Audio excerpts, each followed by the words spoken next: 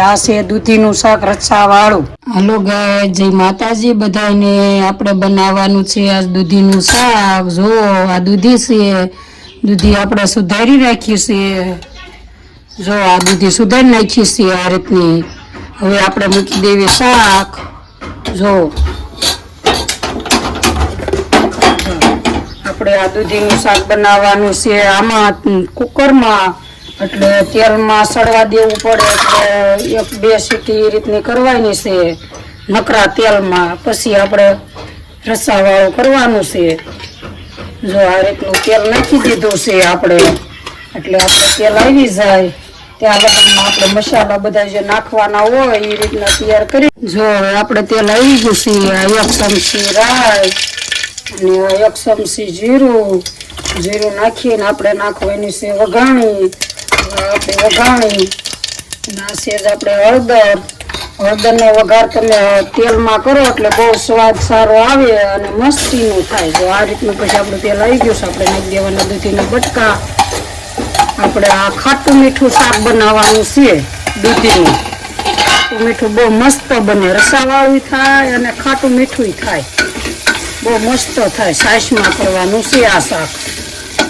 આ રીતનું દૂધીને આપણે તેલમાં મિક્સ કરી દીધી। હવે એમાં નાખી દેવાનું છે સ્વાદ પ્રમાણે મીઠું।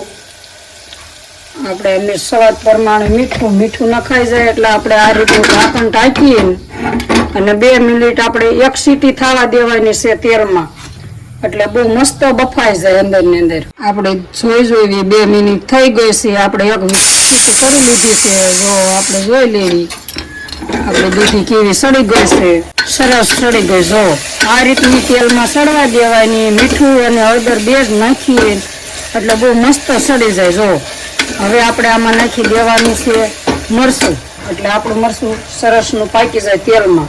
જો આ છે ખાંડેલું મરચું લસણ વાળું, એટલે એ રીતનું મરચું નાખીને પછી તેલમાં જો આ રીતનું આમ મિક્સ કરવાનું આ તેલમાં। આમ આ રીતનું મિક્સ કરવાનું અને તેલમાં એને સરસ સડવા દેવાનું છે। મરચું આપણું પાકવા દેવાનું છે। આપણું મરચું પાકી જાય પછી આપણે છાશ નાખવાની છે। આ શાક બહુ મસ્ત બને, ખાટું મીઠું અને ખાવામાં પણ ટેસ્ટી લાગે અને એકદમ સરળ રીત છે આ બનાવવાની અને બહુ મસ્ત બને આ શાક।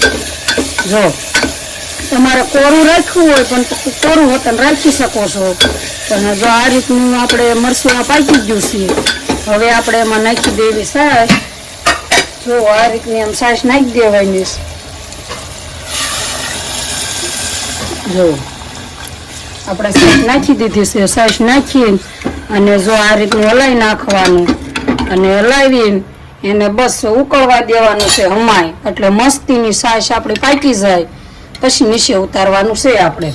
આપણું શાક હવે ઉકળી ગયું છે। જો કેવું સરસ ઉકળી ગયું છે। જો આ રીતનું ઉકળી જાય અને આ રીતનો રસોઈ તમારે રાખવો હોય એટલે એ પ્રમાણે રાખવાનું।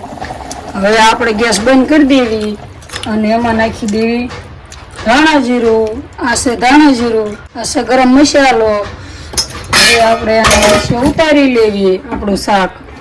જો કેવું સરસ થઈ ગયું છે આપણું શાક બનીને। જો આપણું શાક બની ગયું છે, જો આપણે આ રીતનું આમાં લઈ લેવી। જો કેવું સરસ બન્યું છે। હવે નાખી દેવી આપણે કોથમરી। જો આ રીતની કોથમરી નાખી દેવાની। આપણું શાક બનીને તૈયાર થઈ ગયું છે। આ છે દૂધીનું શાક રચ્છા વાળું ખાટું મીઠું।